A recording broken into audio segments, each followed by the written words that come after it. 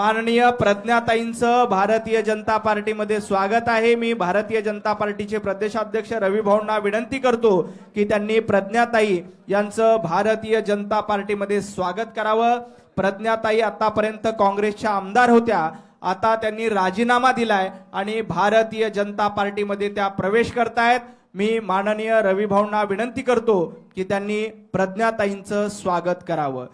बोलो भारत माता की, भारतीय जनता पार्टीचा, भारतीय जनता पार्टीचा।